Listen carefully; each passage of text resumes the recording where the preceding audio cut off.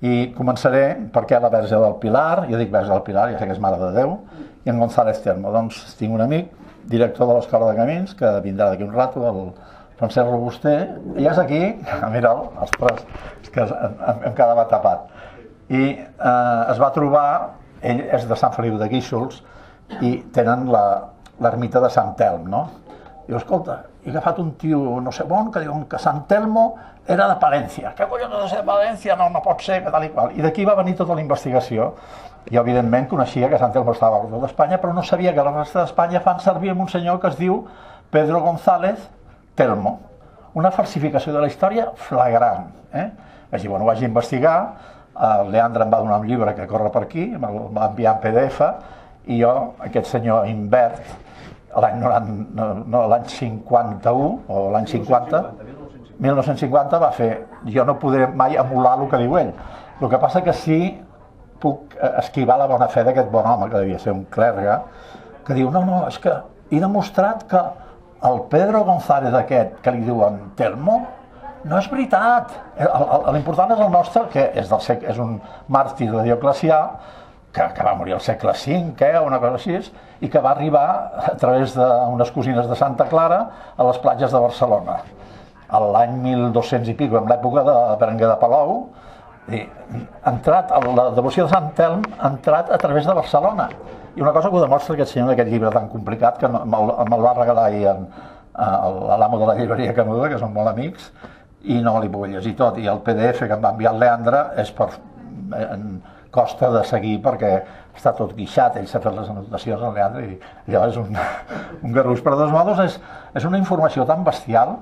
L'únic que aquest bon home diu, no, és que per error, per ignorància, han canviat el Sant Telm català per el Sant Elmo Pedro Rodríguez de Palència.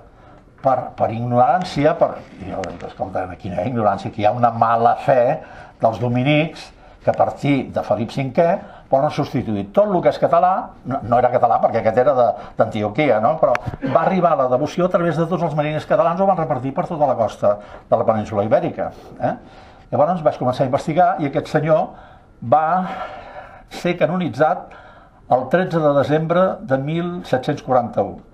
Doncs no pot estar en un altar una persona que... Bueno, és beato, encara no és sant avui dia. Si no era beato no el podien posar en un altar. Per tant, tots els Sant Telmos que parlin, que s'hagin fundat, ermites, capelles, basíliques, temples, que parlin de Sant Telm abans del 1741, és el nostre. I l'han canviat, des del 1714 l'han canviat per el Sant Telmo Pedro González Telmo. Un cas flagrant de falsificació de la història. Llavors, jo sí que a l'Institut Nova Història vaig començar amb Bilbeny l'any 92, al Centre d'Estudis Colombins, després la Fundació d'Estudis Històrics i després a l'INEH. De totes les teories que tenim aquí, que l'acadèmia no vol reconèixer mai, l'única cosa que s'ha reconegut és la meva teoria, que vaig posar un article l'any 2004, que la Mare de Montserrat era la patrona d'Espanya. Tothom se'n va fotre a sobre. Com va poder dir això? Una blasfèmia i tal i qual. Fa mig any la COPE ha tret un comunicat oficial dient la Virgen de Montserrat, patrona d'Espanya, hasta 1739, perquè va ser Felip V que no volia tenir la patrona d'Espanya, la dels catalans, i la va substituir per la Pilar, que és el que jo vaig dir fa 20 anys, o sigui que és l'única teoria de l'Institut Nova Història reconegut oficialment per l'Acadèmia, per la COPE, que ja sabeu el que estima la COPE a Catalunya, per les últimes declaracions de que l'amnistia és un pecado mortal. Doncs imagineu-vos que reconeguin que la Mare de Montserrat va ser la patrona d'Espanya fins que Felip V va decidir canviar-la per la Mare del Pilar. Això ho vaig dir jo fa 19 anys i m'ho han reconegut al final, o sigui que d'aquí ja la resta de la conferència anem endavant. Això ho dic sempre, és les frases de l'Eric Blair, que el que escriu el passat escriurà el futur i evidentment els que dominen el present poden escriure el passat, poden modificar-lo.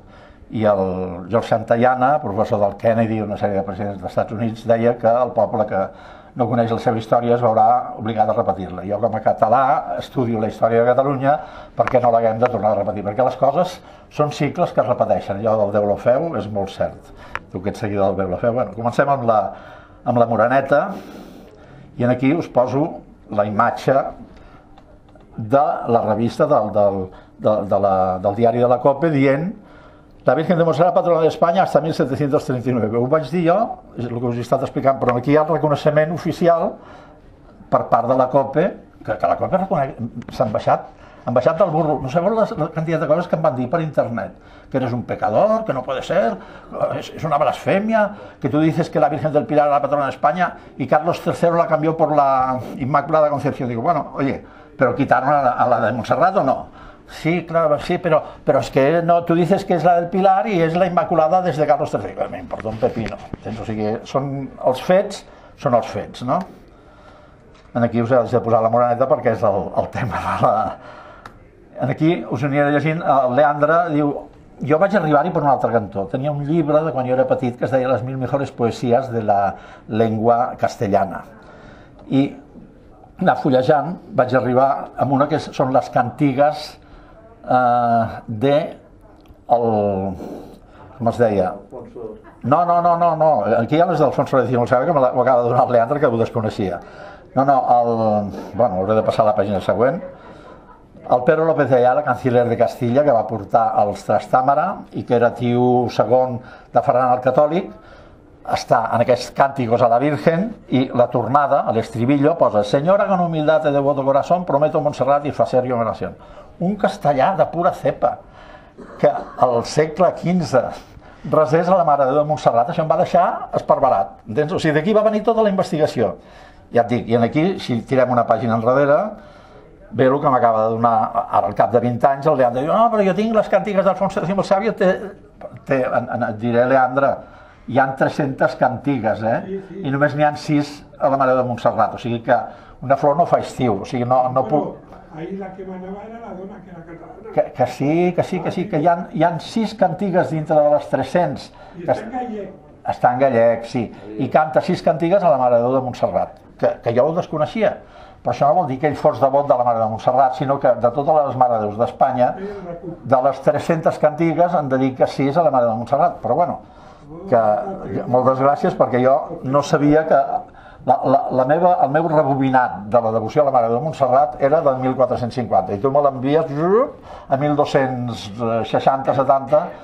Jo ho poso això perquè ho sapigueu, no és el Sabio, és el Suavi, és el Suavio, perquè la seva mare era de Suàbia, o sigui que li han canviat el Suavio per Sabio. Aquí hi ha, bueno, si no Nevero ben trobat, que sapigueu que hi ha gent que li diu el Suavio i no el Sabio.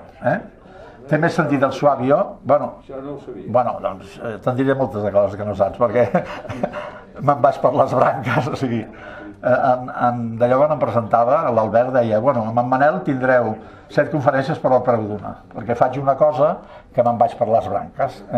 Vull dir tantes coses que... Però va venir una jutgessa de Plural 21 i em diu, no, si el que fas escursos. I vaig mirar, això els escursos ho fan servir els bons advocats, Jesucrist feia excursos amb les paràboles. Una paràbola explicava una cosa i deia i així com los pajarillos del cielo dan y así el hombre, i sempre feia un excurs. Ja al Polidoro vaig mirar perquè he fet 14.000 articles a la Viquipèdia en català, 1, 4 i 3 zeros, 14.000 hores dedicades a la cultura catalana, que m'ho paguen, m'abarallo amb la gent de la FAES que està dintre de la Viquipèdia, així de FAES, em canvien les coses, un desastre. Però penso que algú, doncs mira, estic casat amb una xinesa, com que no parla català, doncs em distrec fent articles a internet. Patrona de les Espanyes, Ferran d'Antequera, no solament el canciller Pedro López de Ayala, sinó Ferran d'Antequera és el primer trastàmara després del compromís de Casp, i ara faré un escurs. El compromís de Casp, en Manel Capdevila diu que no és important el compromís de Casp, perquè després del compromís de Casp hi va haver-hi una guerra civil que va durar 6 mesos i la va guanyar el d'Antequera. Si en comptes de guanyar el d'Antequera hagués guanyat el d'Urgell, ara tindríem una família d'Urgell no castellana, encara que el compromís de Casp, Sant Vicenç Ferrer i tota la colla de malparits votessin en el d'Antequera. I poso la comparació amb en Franco. Qui tenia la legalitat, com la del compromís de Casp, el 1939? En Franco o la República? Que la tenia la República. I qui va manar? El que tenia la legalitat o el que tenia els canons? Va manar en Franco perquè va guanyar la guerra. O sigui que El d'Antequera, a part de tenir la legalitat que li va donar Sant Vicenç Ferrer, els traïdors que van votar a favor de Trastàmara, va guanyar la guerra. Si no hagués guanyat la guerra no hauria governat. Això no ho diu cap historiador, ho diu Manel Capdevila i algun dia algú m'ho haurà de reconèixer, perquè és una cosa de sentit comú. Jo no sé història, però sí el que penso. Mira, els informàtics tenim una... I ara faria un discurs massa llarg, però tenim una predisposició especial per investigar la història, perquè investigar un ordinador és molt més difícil. O sigui que l'investigar la història és un nivell menys que averiguar una avaria amb un ordinador. Ferran d'Antequera va sentir-se morir i diu, bueno, porteu-me cap a Saragossa. Diu, ei, poseu-me a Montserrat. A Montserrat hi havia un camí de mules, el van pujar a una llitera, el van confessar, combregar, i l'endemà al matí va sortir cap a Saragossa i va morir a Igualada. Però imagineu el Ferran d'Antequera, un castellà, devot de la Mare de Montserrat, i així comença tot el requitzell de tots els reis de la corona fins a Felip V, tots són devotíssims de la Mare de Montserrat. O sigui, Carles V mor amb una espelma beneita de la Mare de Montserrat. Felip II mor amb una espelma beneita de la Mare de Montserrat. I aquí tenim una Montserrat que la Montserrat es fa des de Vigueixa, no? Però parlo de la Mare de Montserrat des de fa 20 anys, ja us dic, tots els personatges, aquí us els vaig posant, és un article meu que l'he copiat tot perquè, encara que en Francesc em fotrà una bronca, havia de resumir això en 4 ratlles que doni el missatge. No us ho llegireu, però ja us ho vaig explicant. Els Borja, devotíssims de la Mare de Montserrat, creen, quan Alexandre VI puja com a papa, regala a Espanya la plaça Espanya d'Itàlia. I aquella escalinata que hi ha, puja cap a dalt, hi ha una capelleta que està dedicada a Nostra Senyora in Monte, és la Mare de Montserrat. O sigui, tant és així que hi havia un hospital per refugiats en el Viale di Monserrato, es deia Viale de l'Ospedale, i li van canviar per el Viale Monserrato. I creen una basílica, que és la Basílica de Nostra Senyora de Montserrat. Els castellans amb uns gelos, vull dir, això és al llarg de 4 o 5 pàgines d'aquestes, amb uns gelos acollonats perquè ells han creat a la plaça Navona l'Ospedale de Santiago et Sierra Espanya, la plaça Navona. I, esclar, tothom anava a la Mare de Montserrat, és la que feia més miracles, la que té més devocions, la que té més capelles per tot el món. Trobareu a Sud-amèrica hi ha 20 o 30 capelles de la Mare de Montserrat i cap de Santiago, i això els fotia. I quan entren els Borbons, a part de treure la Mare de Montserrat de patrona d'Espanya, agafen no saben què dir, la COPE d'aquell moment, la conferència episcopal, i esborren, diuen, no, és que l'església de Santiago està en ruïnes, està caient. La desconsagren i posen un magatzem municipal amb carros, fems i totes les conyes a l'església de Santiago i porten tota l'església de Santiago a la de Santa Maria in Montserrato. Llavors la converteixen en Basílica de Santiago, Espanya, una més que dit amb Montserrat, saps? O sigui, canvien el títol i des del 1700 i pico els Borbons canvien, això no ho he pogut dir en els de la COPE perquè se'n fotran a sobre, però és la realitat. O sigui, canvien la Mare de Montserrat, que hi haureu estat a Roma, allà hi vaig estar fa 30 anys i tal, i em vaig estar mirant la tomba dels Borja, els dos, el tiet i el nebot, i són els dos únics papes que estan enterrats fora. Bueno, n'hi ha un altre que està en una capella de por ahí, però en els Borja els hi tenien tanta mania que van estar 400 anys fotent tombs per als sòtans del Vaticà i no fa molt, van tapiar totes les habitacions del Borja i fa 10 anys, el dia de la Mare de Montserrat, van inaugurar les cambres dels Borja, els van treure i els van honorificar. Entens? O sigui, això és una cosa, però ho van fer el dia de la Mare de Montserrat. O sigui que el papa, ara quan li han fet llegir una carta de Montserrat i diu, ¿por qué me lo dais en castellano? Eso no se tenía que leer en catalán. Dice, no, el gilipollas del bisbe d'aquí, no, léelo en castellano. Doncs així, tota la vida, 500 anys així. O sigui, és que és demencial. Perquè no... Segurament no sabia que era...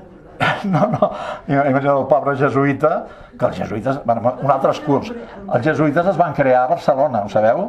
A part de que segurament era d'Oriola, no era Loyola, però el que és un fet i està documentat és que es crea la Companyia de Jesús, ell a Manresa fotent penitència, ven aquí i en Sant Francesc hi havia tota una colla de guerrers creant la Companyia de Jesús a a Barcelona i diuen no, és que no se creó en Montserrat, se creó en Montmartre. Hi ha uns canvis d'allò, bueno, hi ha aquí, però els primers exercicis espirituals els fan tota aquesta colla de guerrers dels jesuïtes, els fan a Montserrat. Per què si el creen a Montmartre, llavors diuen no, ens en anem fins a Montserrat a fer els exercicis espirituals?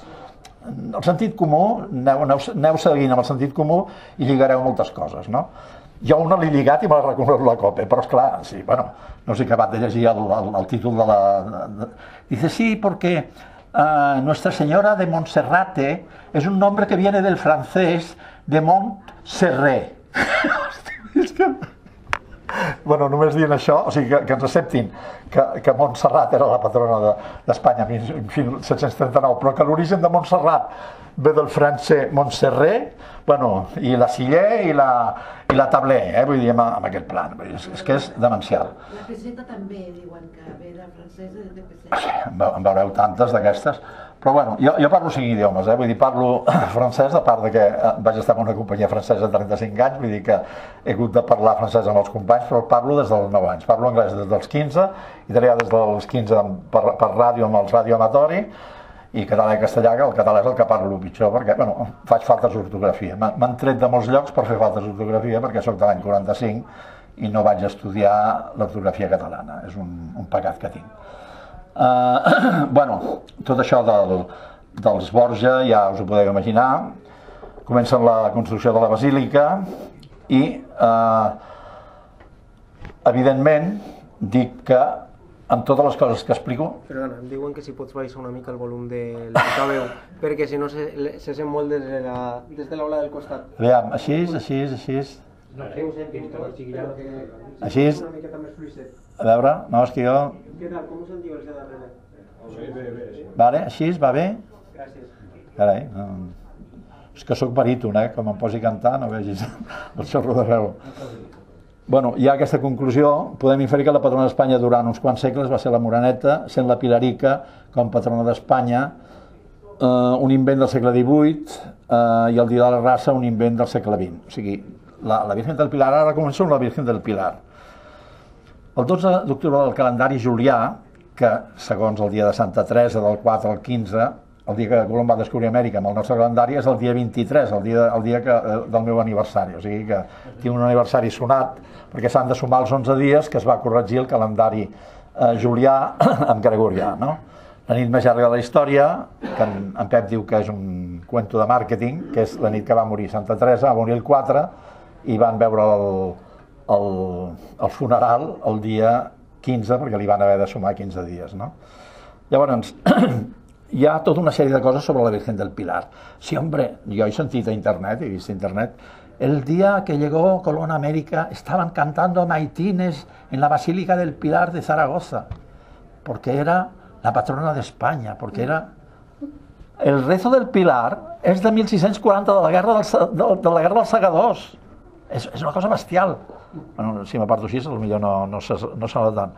Aviam, és que el rezo del Pilar ve perquè el cojo de Calanda té una cama podrida i la posa, hi havia una capelleta petita, no era la basílica que la fan els Borbons, la basílica és feta a partir del segle XIX, y posa la cama podrida sobre el altar y la Virgen le devolvió la pierna, y era el milagro del cojo de Calanda, que fue el 12 de octubre. Entonces le pide al obispo de Zaragoza que haga el rezo del milagro de la Virgen, i a partir de 1640 comencen a celebrar el 12 d'octubre la Mare de Déu del Pilar.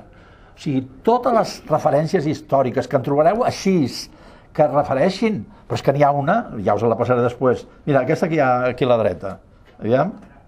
Això està a internet, en el pedestal de Cristóbal Colón, en la Plaza Colón de Madrid. Posa la Virgen del Pilar protegiendo con su manto las naves de Colón, porque era su patrona y todo. És un anacronisme bestial. En 1492 la Virgen del Pilar existia, vino en carne mortal a Zaragoza, el Pilar, tot aquest rotllo, que si us creieu que va venir en pont aeri des del Monte Carmelo fins a Zaragoza i dejó el Pilar allí, doncs creieu-vos-ho, vull dir, aquí jo la fe mou muntanyes, no? Però és bestial, és que no tenia res a veure amb el 12 d'octubre, fins al 1640. O sigui, llavors, és una cosa que és bestial, és una mentida històrica demostrable. O sigui, això Bueno, el que vindrà després de Sant Elm és, potser no podré demostrar tant ni em donaran la raó perquè hi ha interessos creats, però el de la Mare de Montserrat és bestial. I la Pilarica, bueno, us imagineu, això està escrit en pedra, en el pedestal de... Ho vaig explicar a la Viquipèdia i m'ho van esborrar. No volen que s'expliqui això.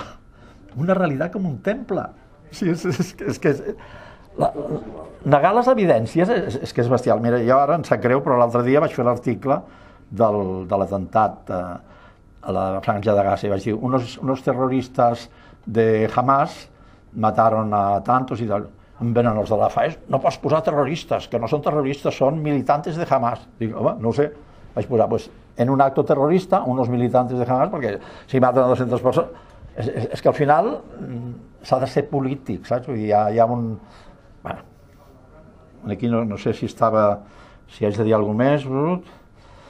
Bueno, aquí hi ha unes dates que estan tretes d'arxius fins a la Guerra dels Segadors.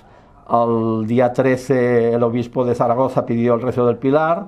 Climent VII al 1675 ordenó el 12 de octubre una procesión general de Roma con la plegaria de la Virgen. El 1723, fins al 1723 no es comença a venerar el Mare de Déu del Pilar. I ens l'han venut aquí com el dia de la raza i que el rei saluda a la cabra i aquestes coses. Vull dir que heu vist aquell acudit d'Itàlia? És que és massa, el rei allà saludant una cabra. Jo vaig fer l'Emília a Ceuta i amb la Legió i tot el... Bueno, això ja us he explicat, a la Viquipèdia vaig explicar que això és un anacronisme, que històricament no es pot dir que la Mare de Déu del Pilar era la patrona de los marinos que iban a Amèrica perquè el rezo no existia. I Colón, us explicaré després, quan, aviam, aquí entrem en conflicte amb l'Institut Nova Història, però jo a en Jordi sempre li he dit, sortirien de Pals, si vols, o de Torre d'Embarra, però al final, per anar a Amèrica s'ha de passar per les Canàries, i per anar a les Canàries s'ha de passar per l'Estret. I com que en aquella època no hi havia el laimi dels anglesos, la vitamina C, es feia amb sang crua. Els negres han begut, hi ha molta vitamina C en la sang crua. Llavors es portaven animals vius i es sacrificaven, es bevia la sang crua per tenir la vitamina C, que ells no ho sabien, però els prevenia de l'escorbut, però després es coïen els animals i es portava llenya. O sigui que en algun lloc de l'Estret fos Palos a la mare que ho va parir. Se me'n fot un pito, el Palos de Moguer. El que us puc dir és que en Manel Bestratén, del Centre d'Estudis Colombins, va examinar el diari, que pot estar falsificat, escrit pel pare Bartomeu Casaus, que Colom, abans de salpar d'algun lloc de l'Estret, va amb un oratori de Huelva de la Mare de Déu de la Cinta. No us ho perdeu. Això és un altre excurs, és una altra conferència. Però la patrona dels mariners és la Mare de Déu de la Cinta. I ho sabem perquè Adrià, i me'n vaig amb un excurs, no està en la conferència, però serà molt curt. Adrià d'Utrecht, quan és bisbe de Tortosa, agafa la devoció de la Cinta i se l'emporta a Roma, quan el fan papa, i crea l'advocació Stella Maris. Ave Maris, Stella, Dei Mater Alma.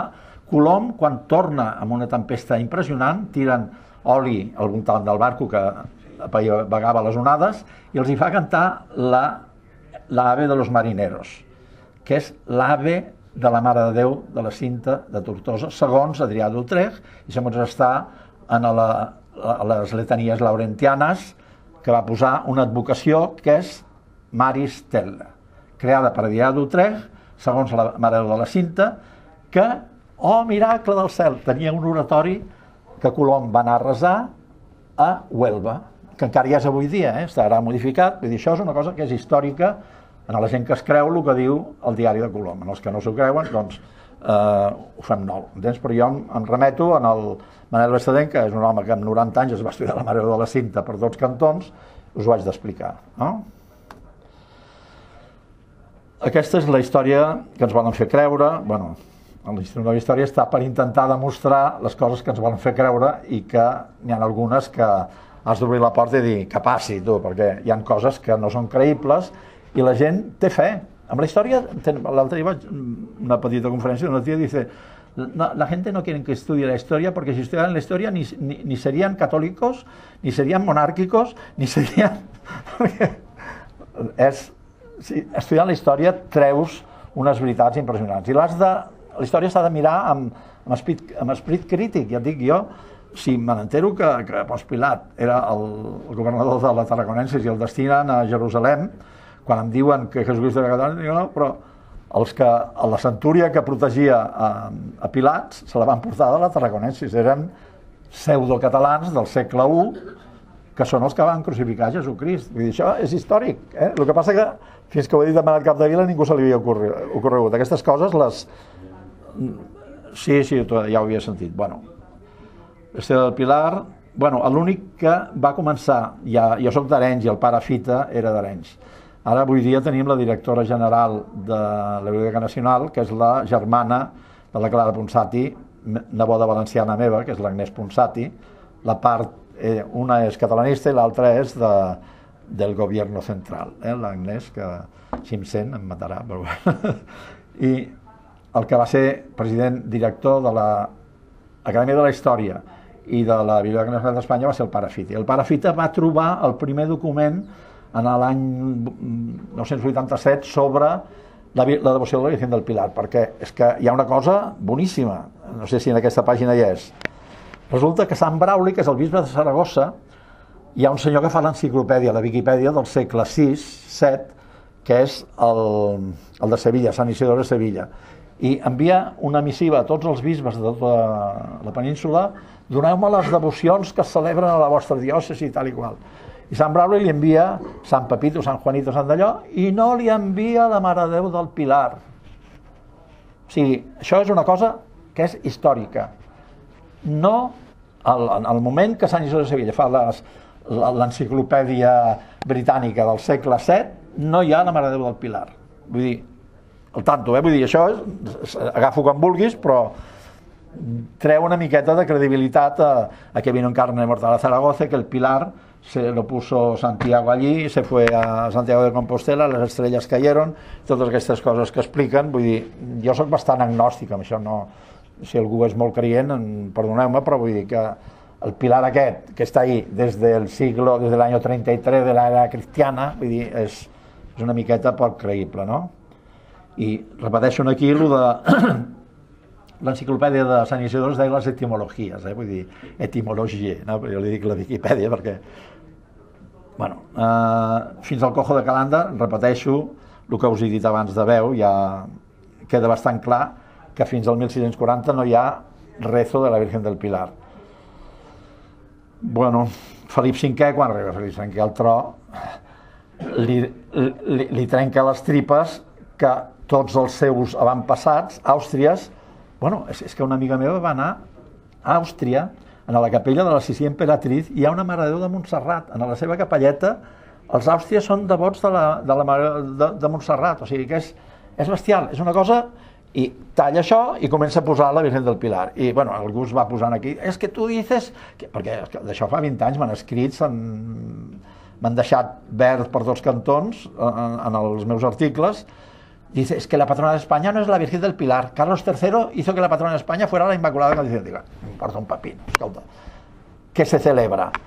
Más el 8 de diciembre, que bueno, fem la festa de la Constitución famosa, o el 12 del Pilar. El 12 del Pilar és la festa nacional, encara que la Virgen del Pilar ha dejado de ser la patrona, se celebra com a patrona. Vull dir, aviam, us dic que vegeu l'espasa, i llavors anem a la basílica aquella que us he parlat de Roma, en el Viale Monserrato, que era el Viale Ospedale. Aquí estan enterrats els Borja, i bueno, jo explico tot el que va passar amb això, que ho puc resumir en 5 minuts o en 2 hores, no? Però, bueno, sapigueu què és això. Arriba un moment, us he explicat aquests 2 temples, el de la plaça Navona, de Santiago, i el de... Era on es refugiaven tots els emigrants, no anaven amb caiucos en aquella època, però la gent que arribava a Itàlia, doncs els catalans anàvem a l'Hospedale de la Mare de Montserrat i els castellanos iban a l'Hospedale de Sant Giacomo degli Spagnoli a la plaça Navona. La plaça Navona, faig un escurs, és impressionant, en època romana se negava tota i es feien carreres com de water skating, s'omplia tota la plaça Navona i feien unes curses allà amb aigua, tot d'allò, i resulta que l'església de Santiago no donava la plaça Navona, donava amb un carrer de darrere. Llavors es va fer obres al segle XVIII, al segle XIX, i li van canviar l'àpside i van girar allà on hi havia l'entrada trasera, la van convertir en... Tot això m'he estudiat bastant, tot aquest tema, vull dir, però que sapigueu que és demencial, bueno, i no ho dic jo, hi ha un moment, ja arribarà, veus? Mariano Armelini, que és un cardenal que encarrega al papa a resseguir totes les esglésies d'Itàlia, diu: sembla impossible que la nova nació espanyola hagi venut un monument tan insigne, un veritable tresor de la història de l'art. Ara el té la congregació francesa de Nostra Senyora del Sagrat Cor, que l'arreglarà. Però els espanyols, abans de consentir que la Basílica de Montserrat els hi passés la mà per la cara que els havia passat, la desmantelen tota, la desconsagren, la converteixen en un magatzem de carros, fems i ciment, i hi ha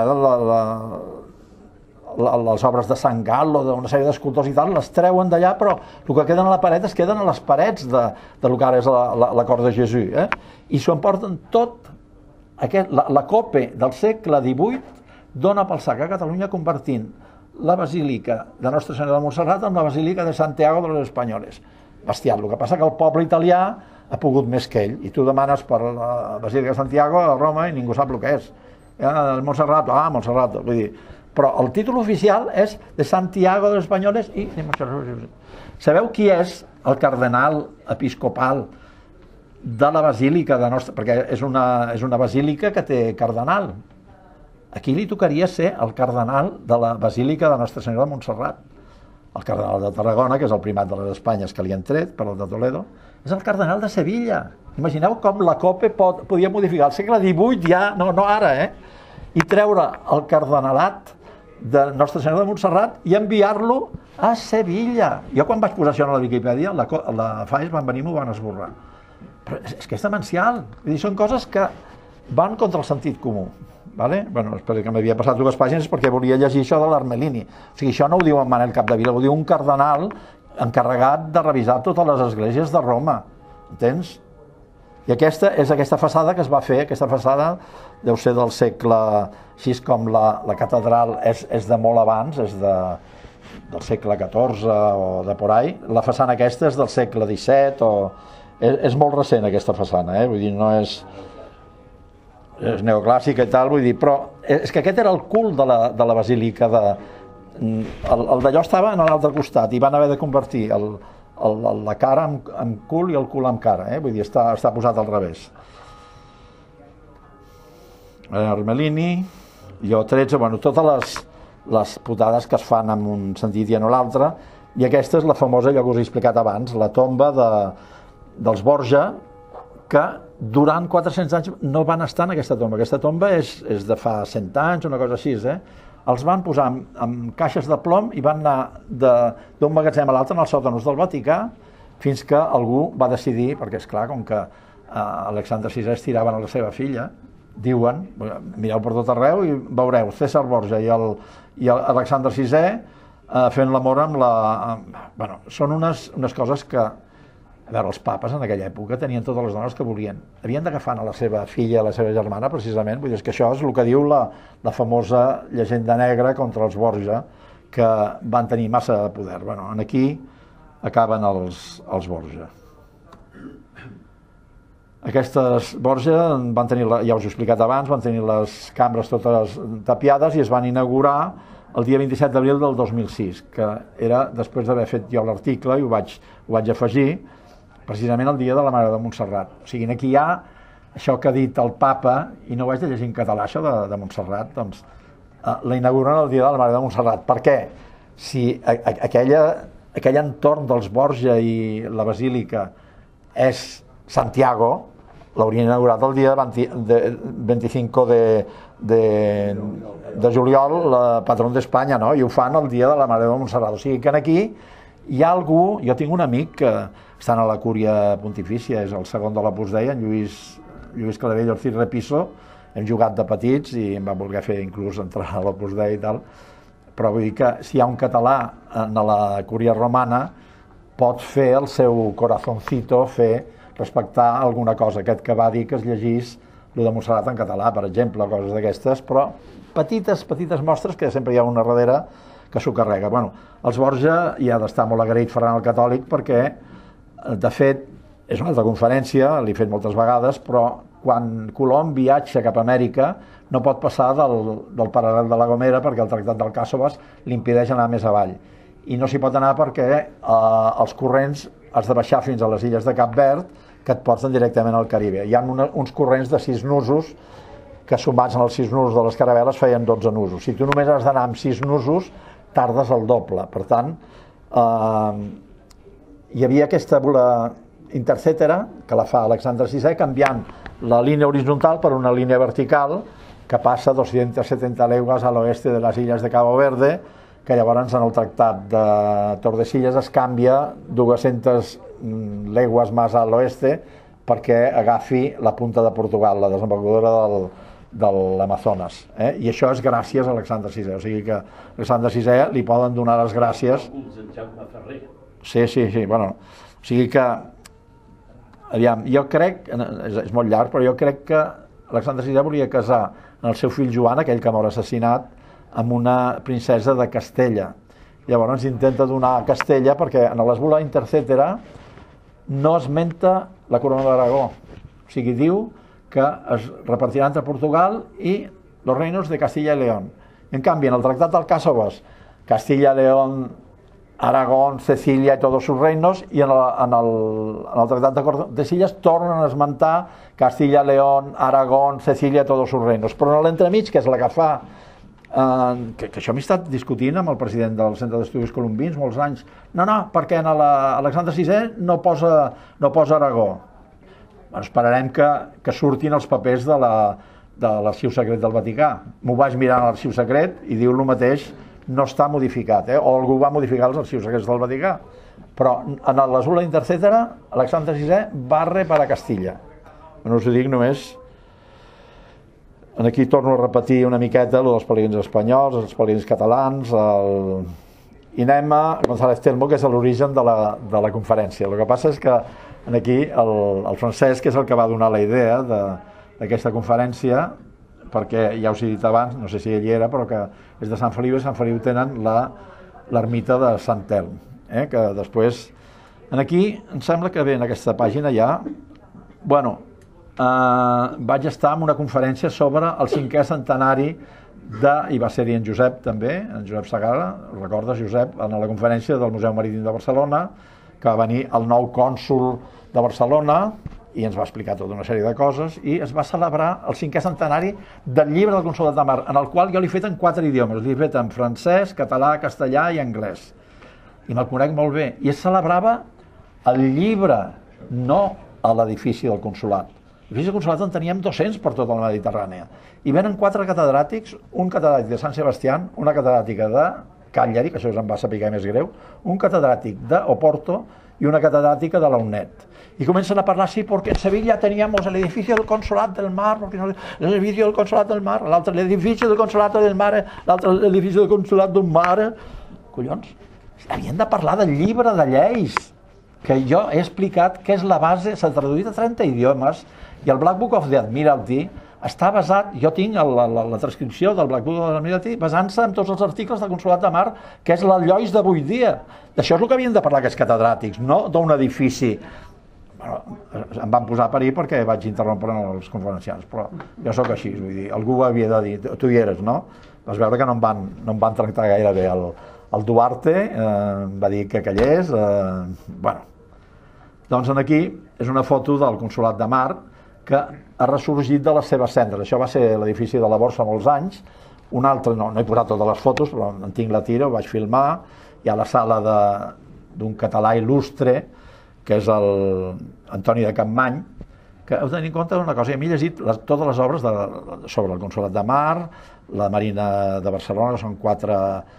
Estan en castellà, i en el pròleg diu «Escribo esto en castellano porque el catalán es 1780». El catalán és una llengua provincial que està condenada a la desaparició. El seu íntim amic, l'Ari Bau, fa la Oda a la Pàtria. Vols més patriota que l'Oda a la Pàtria d'Ari Bau? La va escriure en castellà i se la va fer traduir per un amic perquè no sabia català. O sigui, aquesta és la situació del català aconseguida per un senyor Felip V de Borbó, que tanca todas las universitats de Catalunya i la deixa a Cervera perquè le pidió que le pusiera un puerto de mar. Els dioses de Cervera s'emprenyen molt, no? Però bé, en la part de l'esquerra jo vaig acompanyar amb una nòvia que tenia en aquella època que anava a l'escola d'art que estava en el mateix edifici de la Llotja. Això era el Consolat de Mar, ara el volen tornar a fer el Consolat de Mar de nou. I han creat un cònsol, i vam estar amb el cònsol, un tio molt trempat, i potser l'altre, aquest ja estava així, l'han modificat una mica, l'han rebaixat el terra fins que s'ha fet malbé el sol una miqueta, i a l'altre el que hi havia a l'escola d'art, que eren habitacions fetes com en pla dur, fetes de guix, han sortit unes naus amb unes bòvedes impressionants, és bestial, Bueno, és l'excurso. Bueno, aquest és quan en Francesc em va dir jo no sabia que ens havien substituït el Sant Telmo. Jo dic, bueno, tenen el Sant Telmo a tot Espanya i tal, que és el nostre Sant Telm, ells li diuen Sant Telmo perquè han fet un metaplasma, em sembla que es diu. He hagut de mirar-ho, després vindran les paraules que els he hagut de mirar en el diccionari, el que passa per convertir Sant Elm en Sant Telmo. Encara que us ensenyaré un que em va agradar molt. Vaig estar, el Javier Pérez Aznar em va enviar a Cupertino, a veure si el trobo, sí. Estic a Cupertino i arribo a un munt de llocs, Sant Tomàs Expressway. Dic, no, però, a veure, sí, en Gaspar de Portolano va crear la Califòrnia castellana, perquè parlaven castellà, eren catalans però parlaven castellà, perquè li diuen Sant Tomàs de Aquino. O sigui, el metaplasma aquest que es fa amb Sant Tomàs de Aquino, que haurien de dir Santo Tomàs de Aquino, es fa amb Sant Telmo. El que passa que amb Tomàs ja hi ha una T i no es duplica, i amb Telmo, la T del Sant, però heu vist això de Sant Tomàs? Vull dir, jo vaig quedar, tots els lletreros de Cupertino, en el Silicon Valley, tot el lloc, i vaig anar-hi, em va enviar el Javier. És bestial, vull dir, és una cosa que dona peu a el que vindrà després, no?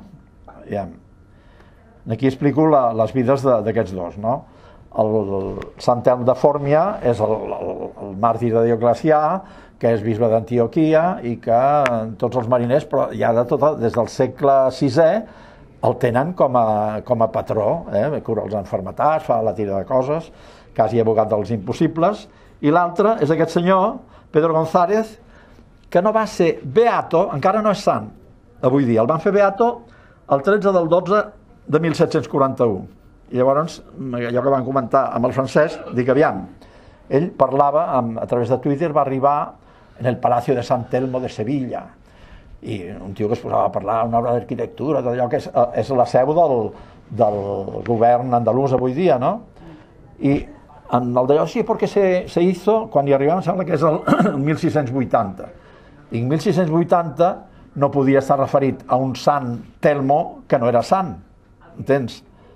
O sigui, tot el que parli de Sant Telmo a tota Espanya, abans de 1743, que el fan beato, està amb altars, té capelles, ermites, basíliques, tot el d'allò, doncs, es refereixen a l'altre. Hi ha hagut un treball de sapa que han canviat el Sant Telm nostre, que ja veureu després, és allò de que, sí, home, que és història catalana, el Sant Telm arriba a la península Ibèrica a través d'unes cosines de Santa Clara que creen el primer convent de clareses a Barcelona en època de Jaume I i el bisbe de Palou, com es diu, en Berenguer de Palou, no? Que va donar permís a Sant Francesc perquè fes el convent de Sant Francesc, que després li van tirar a terra. I el de les clarisses també s'ha tirat a terra, o sigui que aquí no queda res. Però tenim els arxius, tenim medallons, tenim trossos de pedra que expliquen que aquestes clareses, Santa Clara no era santa, per tant, el seu patró era Sant Telm, el patró de les clareses de Barcelona, perquè arriben amb una barca, després ja us explicaré la història. Bueno, aquest, el Pedro González, no té res a veure, ja ho va dir el Francesc, escolta, és un tio que és de Palència, que té a veure això amb el Sant Telm que coneixem nosaltres. Com pot arribar un tio de Palència a Malta, a Gozo, a Nàpols, a Gaeta, que no hi arriba. Ens ve de Bizanci, d'Antioquia, i és una devoció que es té en l'època medieval, que nosaltres els hi passem a la resta de la península, i que a partir dels Borbons, com han tret la Mare de Déu del Pilar, treuen el Sant Telm d'Antioquia i el canvien per Pedro González, que no era ni sant ni beato. I aquí em sembla que, després us ho posaré en una pantalla, que jo vaig estudiar una miqueta de retòrica i us posaré un sil·logisme categòric que va a missa, entens? Vull dir, aquí us puc explicar la història d'aquest tio, però al final mor a Tui i li fan una basílica, que és la primera basílica, es fa el 1763, l'acaba el 1783. Aquesta sí que està dedicada al Sant Telmo González, Pedro González, perquè és després d'estar beatificat. Un beato ja el pots posar en un altar. Amb un home que no té cap beatificació ni res, no el pots posar en un altar, no pots crear una... Esteu d'acord o no? Vull dir, hi ha una excepció que us la posaré al final i em fotré un tret, però conceptualment el sil·logisme que jo us estic dient és vàlid fins que arribem en aquella pàgina final. Jo un dia faig un excurs, va venir en Partal, que és parent meu, la seva dona és maresma, jo soc maresma, els avis de l'Assumpció i meus eren cosins germans, o sigui que en Partal, que no és gaire amic de l'Institut Nova Història, ha fet articles que no són massa a favor nostre i tal, però en tot això tractem articles comuns i arribem a punts comuns amb certes coses. Ja no sé on t'anava, però clar, com que faig un excurs... En Partal, aquí la conversa, no sé per què. Bueno, com tantes coses, vull dir, el famut d'un excurs és quan no saps tornar, saps? Però suposo que era... Aviam, Telmo, no va... Aquí hi ha l'Enrique Flores de la seva Espanya Sagrada, parla de tu i diu ningú fins al segle XVI l'anomena Telmo. Hi ha un moment que quan es mor fan l'acte notarial d'allò i va al notari i li posen Petri Telmi. Diu, aquesta del notari de Palència o de Tui, no vale el testado do decía Telmi. O sigui, no li deixen dir la paraula Telmo perquè no l'ha tingut mai. Això algú s'ho ha inventat a posteriori. Vull dir, això és important.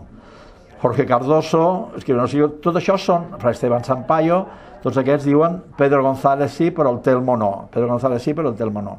Tot això ho posa aquest llibre de l'Imbert, que ja us dic, és un tio que jo no podré fer el que ell ha fet en aquest llibre, és bestial, és un estudi, jo me l'he pogut llegir des d'ahir, que me va regalar l'amo de la llibreria Canuda, el Santi Mallafré, però aviam, el poc que he pogut llegir, ell va de bonisme, aquest bonisme que tenim els catalans, va en plan de dir, és que la ignorància, s'han canviat el nom perquè no en tenen idea. No, hi ha una mala fe, hi ha un...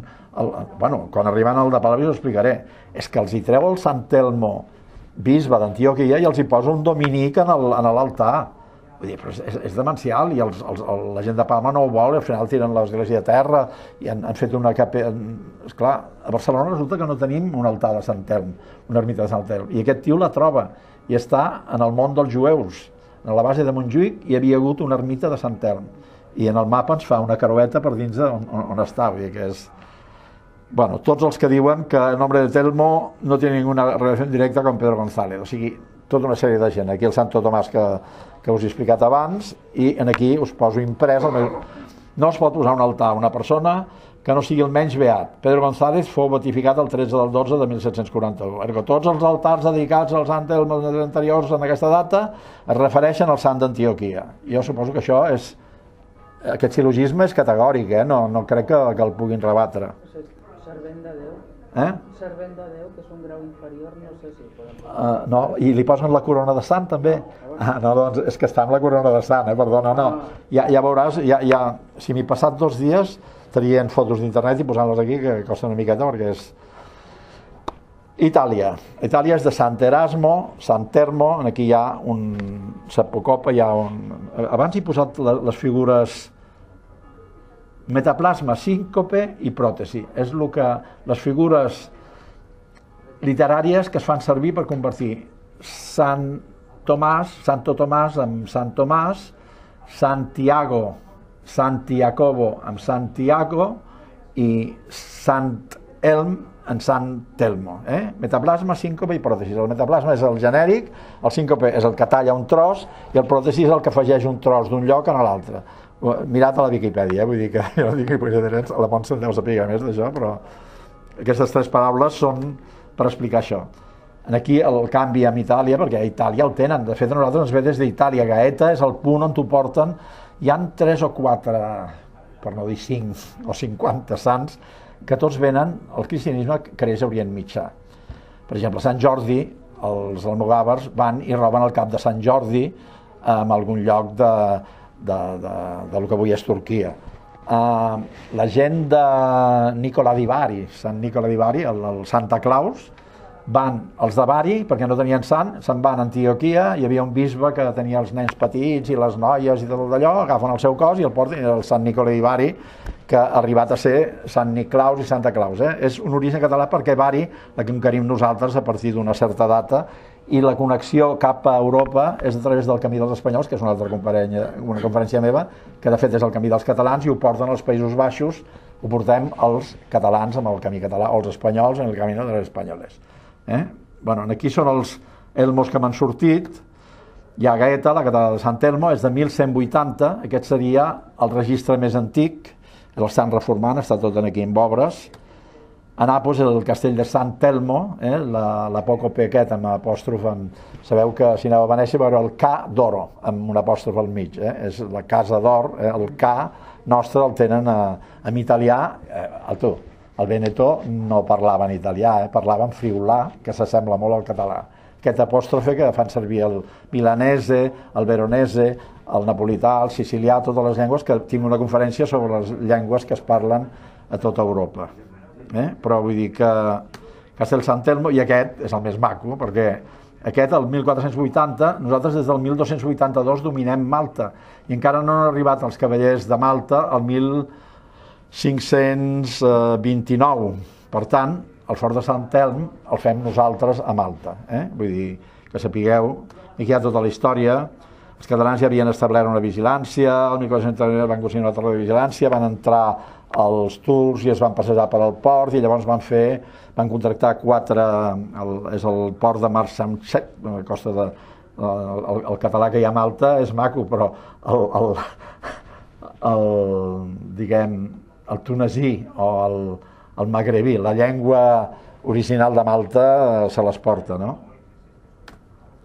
I aquí he fet una llista, això és una cosa que faig sempre, una qüestió d'estadística, a veure quants, això és buscant a internet, m'ha sortit tot això, elms i quants elmos, o sigui, trobo molts més elms que no pas elmos, vull dir, aquí els teniu, he anat posant la data, tots són anteriors al 1741, per tant, són Sant Elm d'Antioquia, vull dir, això va a missa, i algun d'aquests els han intentat canviar, que jo no me'n vaig enterar fins al francès, que jo sabia... Em pensava, Sant Elm, sí, el nostre Sant Elm. No, és que hi ha un Sant Elm que se l'han inventat a partir dels Borbons. És que és bestial.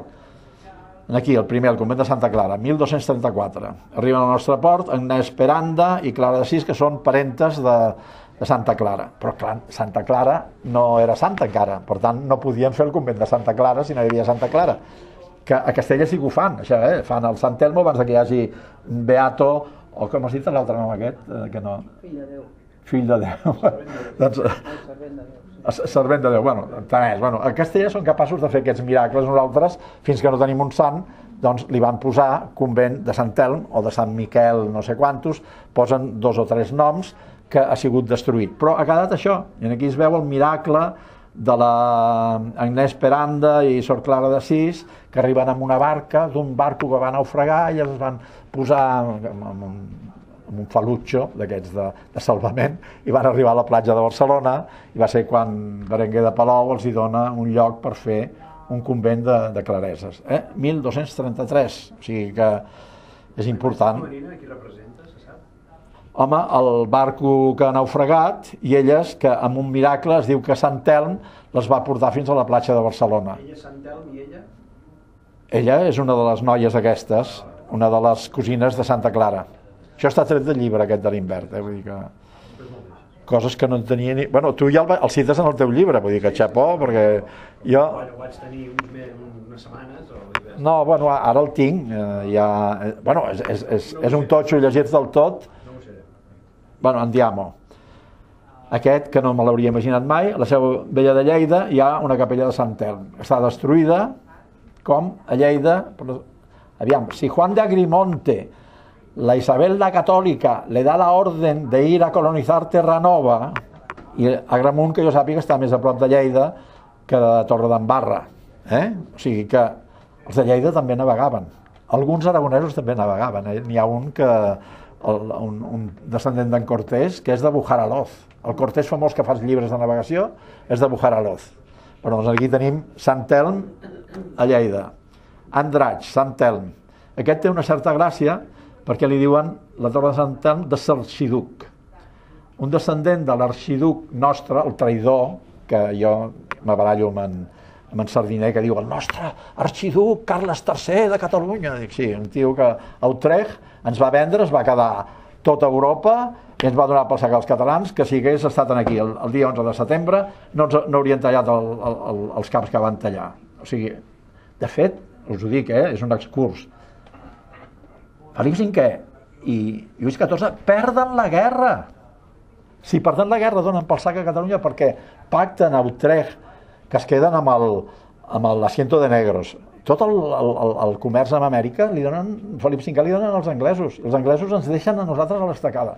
Això ja és normal, però que el nostre arxiduc ens deixi a l'estacada, que no hi ha ni un soldat austríac a Barcelona l'11 de setembre, això és de jutjat, de guàrdia, ho denuncio aquí i a la Xina. Bueno, doncs un descendent d'aquest ha comprat, li va agradar d'allò i li tenen molt de carinyo. I aquesta, l'ermita de Sant Telm, us l'hauré d'apuntar, és aquest puntet d'aquí. L'ha localitzat aquest a l'Invert i aquí hi havia que amb algun gravat o alguna pot sortir la capella de Sant Telm que hi havia a Barcelona, que ara no en tenim cap. Hi havia la de Santa Clara, el convent de Sant Miquel, de les Clareses, etc., però tot destruït, no sé si amb la desamortització de Mendizábal o quan, però aquí tenim un punt amb un mapa que diu de la muntanya dels jueus. Calella, aquí, llegiu-vos tot això, ja us ho dic. Algú em matarà, perquè els de Mataró no voldran que ho digui, però jo era molt amic de Josep Maria Pons Guri, que era un gran historiador d'Arenys, és el pare de 4 amics meus, i em va dir, la coca de Mataró no és coca de Mataró, és coca de Calella. Perquè, a veure, m'haig de llegir, en George, com es diu aquest paio, George van der Bank, aquest Hotferdom en nom deia, que això vol dir me cago en Déu en holandès, sé dir tacos en holandès. Aquest tio va dir, ho vaig comprar en una ermita del nord de Barcelona, d'un poble del nord de Barcelona, i tothom va dir, Mataró, Sant Simó. Sant Simó no era patró dels navegants. El que era patró dels navegants era Sant Telm. Per tant, un exbot en forma de coca tan ben feta, que és la coca de Mataró, que en Joan Maria Bonguri no és la coca de Mataró, és la coca de Calella. I resulta que l'ermita de Sant Telm està renovada i tot allò, que hi ha registres més antics, que era anterior, però hi ha registres de 1450. Aquí ho he posat en ordre cronològic, o sigui que l'ermita de Sant Telm de Calella, em sap greu, Francesc, és abans que la de Sant Feliu. Ara ve la de Sant Feliu. La de Sant Feliu de Guíxols, 4 anys més nova. Aquesta és l'origen de la conferència, perquè en Francesc va cridar l'atenció perquè ell coneix l'ermita de Sant Telm de Sant Feliu. Cotlliure, i aquesta, aquí podria fer una altra conferència, perquè això ho he anat buscant a internet, i resulta que al fort de Sant Telm, que està a dalt, hi ha una historiadora arqueòloga francesa que fa un estudi d'una cosa que jo he comentat en el xat de Nova Història, que és les torres de senyals, que Montjuïc era una torre de senyals, hi havia una altra a Montgat, i tota Catalunya estava coberta de torres de senyals, com els indis, amb senyals de fum o senyals de foc de nit. I si aneu a isto.cat, a la meva d'allò, i tinc una dotzena d'articles sobre els semàfors i les comunicacions. Les torres de moro. Les torres de moro. Sí. De moro no, són de cristians.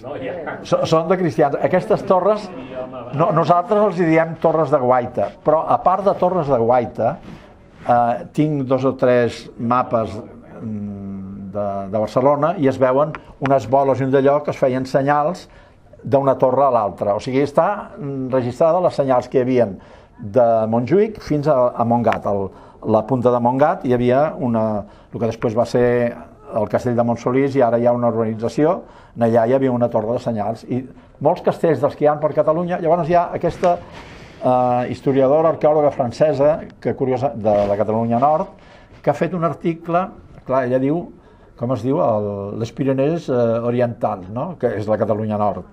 I ha fet un estudi de totes les torres de senyals i la torre de Sant Telm de Cotlliure, a part de ser la torre de Sant Telm, és una torre de senyals que unia tota la Catalunya Nord en època dels Reis de Mallorca. Però jo vull que algú fem aquest estudi no amb la Catalunya Nord, sinó amb la Catalunya Sud, que segur que arribàvem fins a València, que és en l'època del cerimoniós. O sigui, això existeix i no ho hem... No, hi ha algú, però... A Masnou també em sembla que hi ha una torre de senyals. I a Arenys n'hi ha... I a Vilassar de Dalt. I a Arenys n'hi ha 3. O sigui, les torres de guaita, també la meva teoria, que ho vaig dir-ho fa un parell d'anys, en el xat, els que estan en el xat ho hauran vist, eren, no totes, però algunes eren torres de senyals. I aquí és una prova, i ho ha demostrat una arqueòloga francesa, que es diu Eulàlia, una francesa del nord que es diu Eulàlia. No, després. Un segon, només 2 paraules. Un segon. El que és fantàstic és els campanars de Boí, la vall de Boí, tots estan comunicats. Ja, bueno, és que està dintre d'aquesta mateixa línia, però això s'ha d'escriure, s'ha de posar un teodolito d'un costat a l'altre i anar fent proves i demostrar el que va demostrar aquesta senyora. Aquesta és boníssima, l'església de Sant Telm de Mallorca. La van fer servir com la de Santiago de la plaça Navona, de magatzem, aquí, i hi va haver-hi un dalt a baix. Aquesta és la reconstrucció, la van desmuntar pedra a pedra i la van crear allà al costat de la platja, perquè segons la tradició dels mallorquins, Jaume I, quan va arribar a Vendinat, sabeu que li diu Vendinat perquè Vendinat va començar i va guanyar i tot el d'allò, en la zona aquella li diu el paratge de Sant Telm.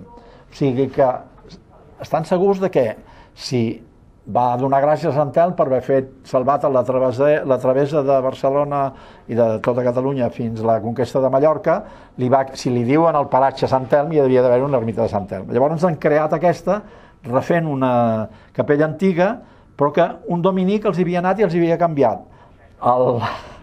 el bisbe d'Antioquia per el Pedro... Però això al segle XVIII, 3 minuts. Sí. No, sí, estic acabant. Els havia canviat el d'Antioquia per el Pedro González. I aquí hi ha totes les proves. Aquestes rajoles se les van vendre i les tenia un col·leccionista de Barcelona. Les han recuperat i ho han muntat tot en aquesta capella nova. Aquests són els castellanos, com els 20 que teníem en català, n'hi ha 1, 2, 3, 4, 5, 6. De les Palmes, el de Tenerife, el de Donosti, tots aquests, tots amb dates anteriors a la beatificació, per tant, eren el nostre Sant Telm, que l'han canviat per el Sant Telmo Pedro González. No ho podré demostrar, però les proves van en aquesta direcció. I aquesta última, la capella de Sant Telmo de Tui, és de 1769, que es va acabar el 1783. Està feta allà on va morir Sant Pedro González, i evidentment sí que deu ser dedicada a aquest Pedro González. Aquesta era el Palacio de Sant Telmo, es va començar el 1680, per tant, aquell tio no era sant. A Tui, la capella de Sant Telmo, sí, aquesta és l'autèntica, i llavors anem a la Virgen de los Navegantes. Aquí és la prova en contra, sí, ja sé per què parlava de VilaWeb, perquè en una conferència, en un simposi d'Arenys de Munt, va venir en Partal i va dir: quan trobeu una prova en contra, no l'amagueu, perquè això és impropi d'un bon científic. Si trobeu una prova en contra, poseu-la. Aquí teniu la prova en contra. O sigui, per això he parlat del Partal, perquè ho va dir-ho en un simposi d'Arenys de Munt abans de ser enemic de l'Institut Nova Història. Això demostra que el que jo dic no tinc raó, perquè resulta que això és de 1535 i aquest senyor que hi ha aquí al costat és el dominic Pedro González. Però mira que porta una corona, porta un ciri i porta el barco. Aquí comença tota una baralla meva amb la gent de la FAES d'internet. I dic, aviam, i si aquest tio, si és Sant Telmo Pedro González, m'han donat pel sac. Però busquem el camí en contra. Resulta que la intel·ligència artificial, que diu unes mentides impressionants, li vaig preguntar quins patrons tenien els marins medievals, i em diu Santo Tomàs de Aquino. Entre altres, hi ha 3 patrons, ara no me'ls sé tots, però Santo Tomàs de Aquino és un dels patrons. Per tant, aquí es pot haver retocat lleugerament, perquè un hàbit de dominic és blanc i negre, l'altre és marrón de sac, però aquest bon home podria ser Santo Tomàs de Aquino. I a Santo Tomàs de Aquino el dibuixen sempre amb un llibre a la mà i amb un lliri. En l'altre li posen el callat com a Santa Teresa Abadesa, li posen el callat d'abat, perquè no és Sant Antoni Abat, però tenia el títol d'abat. No és d'aquí, no, és Sant Antonio de Pàdova. Havia sigut, porta el d'allò, és franciscà, no és dominic, però llavors ve la prova del nou, que és impressionant. Me barallo amb un tio de la Viquipèdia i em diu no, perquè en Santa María Mayor está en la derecha, es de 1500 y ya tienen a Pedro González en la fachada de Santa María Mayor. I me l'estic mirant i aquest tio sí que no té per què ser... No puc ampliar aquí amb el PowerPoint, em sap greu. Bueno, tant és. Aquest d'aquí, que els de la FAES... Com? Bueno, tant és. Bueno, el veieu bé. I un bàcul. Aquí i un bàcul. I un llibre a la mà. I un llibre. O sigui, el llibre a la mà seria més de Sant Antoni de Pàdova, que és aquí que el dibuixen amb un llibre a la mà i hi ha algú a l'altra mà. O sigui que dintre d'aquesta prova en contra tinc una mitja prova, jo a partir d'una discussió amb el Santo Job, que deia que el que hi ha a la Biblioteca Colombina no era un manuscrit sinó que era un llibre imprès, vaig fer un llibre, vull dir, sobre la carta de Colom. O sigui que aquí, aquest tio de la FAES que em diu això, doncs, escolta, a lo millor trobaré la solució d'aquesta incongruència que he trobat al final. I em sembla que ja he acabat, a veure... Sí, que jo aquí 50... La verge aquella de los mareantes, Manel Bestretén diu que aquesta verge és la Mare de Déu de la Cinta, que no és la Virgen del Bonaire, sinó que és la Mare de Déu de la Cinta, perquè era la patrona que Colom va anar a resar a Huelva. I la patrona que Colom va anar a resar a Huelva és el Santuari de la Cinta. O sigui que en el diari que reprodueix Bartomeu Casaus o Bartomeu de les Cases diu que Colom va anar a resar, abans de partir cap a les Canàries, va anar a resar en aquest oratori que està modificat, ja és més modern i tal, però, o sigui, lliguem Virgen de los Mareantes, Mare de Déu de la Cinta, Estela Maris, Ave Maristela, Adrià d'Utrecht, us he fotut un embolic, però em sembla que ara sí que s'acaba. González Celmo, acabau. Si teniu preguntes... Us he omplert el cap. La Montse diu que li ve mal de cap quan faig una conferència perquè me'n vaig tant per les branques, però és que vull dir tot el que sé i, és clar, posar-ho en un... Només faria una petita, molt petiteta observació, però que és de molt... Bueno, no, agafa el làtigo i fustiga'm, Teòricament sí, la Verge del Pilar la va voler posar Felip V, va trigar molt més temps, perquè va durar 3 papes que el van dient fes romeries, fes coses, perquè ell insistia i no li volien fer patrona. I una altra cosa, va posar la columna i aquí teniu la patrona. Però...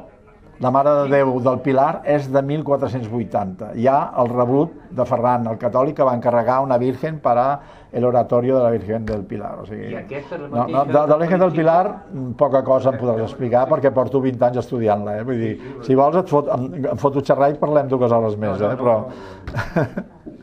Algú més? Sí, digues. Si està escrit a la web, o sigui, si el podem... Tot això està en una web meva, a part de l'Institut Nova Història, que hi ha alguns articles. La meva web és isto.cat, la vaca cega desconfiada, però la URL és isto.cat i vaig posar desconfiada perquè vaig fer l'article de la... Sabeu com es deia l'Acadèmia de Bones Lletres, abans de Felip V? Acadèmia dels Desconfiats. I jo, com que sóc un només, sóc la vaca cega desconfiada, amb honor a l'Acadèmia dels Desconfiats. Això està gravant. Això està gravant, sí. I es penjaran a algun lloc? Sí, en la web, en el blog, en el YouTube de l'Institut Nova Història.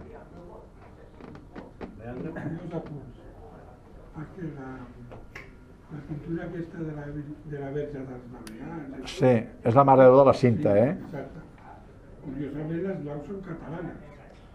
Sí, bueno, no, hi ha banderes catalanes per tot arreu. La va fer l'Alejo Fernández, el 1543.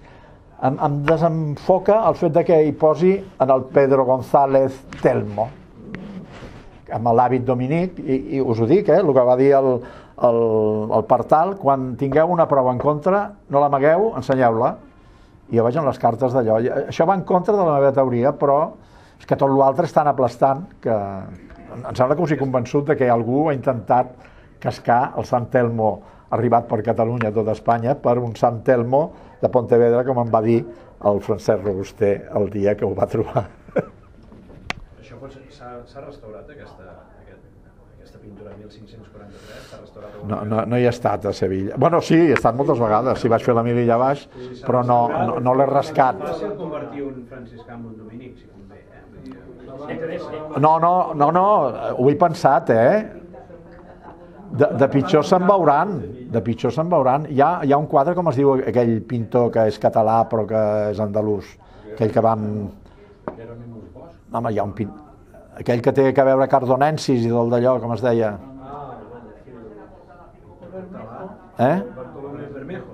El Bermejo.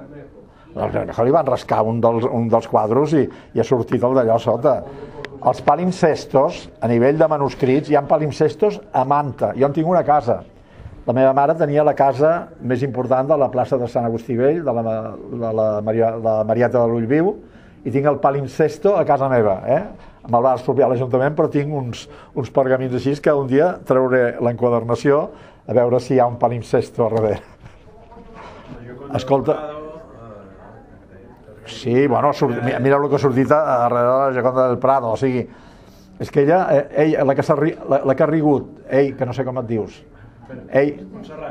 Montserrat, que has rigut quan ha dit que potser està rascat i ho han corregit, no ho creguis impossible, jo no posaria la mà al foc de que no... Ho he pensat també, el que ho ha dit ha sigut en Pep, però jo ja ho havia pensat. No m'atreveixo a dir-ho perquè sóc més d'allò, però bueno, és... Sí, pot ser que no, però potser és un dominic realment, però en tot cas no lliga. No està representant. O sigui, aquí tinc la contra que diu que sí que es pot posar amb un que no sigui beato amb un altar. Aquí l'única cosa que hi ha a favor teu és que això no és altar, això està en un palau, el Real de Sevilla, que ho va veure en Josep. El que m'ho vas dir va ser tu, te'n recordes que ho vas comentar? És un retaule d'un altar, però no està en un altar avui dia. Està en el Real, és el Palau Real de Sevilla. Per tant, en un palau podria estar un tio allà pintant el que vulguis i no és... Però jo crec que això estava abans en un altar, en algun moment donat, perquè no fas un altar sense altar. És un retaule d'un altar clàssic, això. Jo crec que si porta un vaixell a la mà i tot això ha de ser un santarasme. Bueno, sí, però poden canviar el llibre i posar-hi un vaixell on hi havia els llibres, perquè... Aquí hauria d'haver un vaixell, el patró dels navegants. No, home, no, perquè... Aviam, un bisbe és un bisbe i un franciscà abat, que és Sant Antonio de Pàdova, és un franciscà, porta l'uniforme que costaria més d'allò, és el d'allò dels franciscans. Li han canviat el color de marró o gris per blanc i negre, no? Però el llibre és molt fàcil i l'espelma aquesta que li pinten podria haver-hi un bàcul en el... Jo això ho dic de la Mare de Déu de la Mercè. La Mare de Déu de la Mercè, la més famosa copiada de la Mercè, perquè la va portar Fra Catalano a Cagliari, és la Mare de Déu del Bonaire. La Mare de Déu del Bonaire té una espelma a la mà. La Mare de la Mercè li han posat un liri, però qui diu que allà no hi havia una espelma, que representa la presentació en el templo de la Virgen Maria, que és una cosa famosíssima i que hi ha tantes, des de la de Guadalupe, la de Loreto, la de Candelaria, totes van amb la candela a la mà. O sigui, si resulta que jo he fet l'article a la Viquipèdia de la Mare de Déu de Bonària i Fra Catalano, que era un frare mercedari, va agafar la seva patrona, va fer una estàtua a Barcelona i la va portar a Cagliari i se perdió i la Virgen nadó en el agua i llegó a les playas, aquells miracles i tot aquell d'allò, però arriba una Mare de Déu amb una espelma a la mà, que era la Mare de Déu de la Mercè que l'havia portat Fra Catalano, que era mercedari, deixeble de Pere Nolasc. Aviam, les Mare de Déu de la Mercè, jo he fet la mili a Ceuta, a Calles, tota la costa d'Andalusia, la Virgen de San Fernando, la patrona, la Virgen de la Mercè, Huelva, la Virgen de la Mercè, hi ha una primera patrona i una segona patrona. La Virgen de la Mercè està tot arreu. És la patrona del Perú. amb les 4 barres. Jo a Andalusia l'he vist amb les 4 barres pintades de verd, porque es la bandera andaluza, porque era andaluza. ¿Qué me va a decir a mí que la Mercè andaluza? No te jodas aquí. Però barallant-me amb els andalusos que la Virgen de la Mercè és andaluza. Bueno. Anything else? La Mare de Déu de la Cinta potser va donar nom a una de les naus d'en Colom, la Pinta, no? Que podria ser la Cinta. Bueno, Manel Bestardent va posar... Bueno, és que ell defensava un altre personatge que era de Tortosa, que hi ha el Gènova de Tortosa, totes aquestes coses, però bueno, que Colom té una relació amb Tortosa és obvi, perquè quan vol descriure un riu molt gran, diu tan grande como el Ebro en Tortosa, o un puerto tan grande en la cristiandad que podrían caer todos los barcos de la cristiandad como el puerto de Tortosa, como el puerto de los Alfaques. O sigui, situa totes les descripcions marines d'en Colom estan posades en una part molt nàutica, que és la part de Tortosa. Aquí, bueno, ja no vull parlar de personalitats de Colom, però els fets... Bueno, a més en Pep em dirà que el diari està falsificat. Digues. Tot està falsificat. Algú volia dir alguna cosa? Volies? Amb el quadre aquest, el que veig que és un tríptic.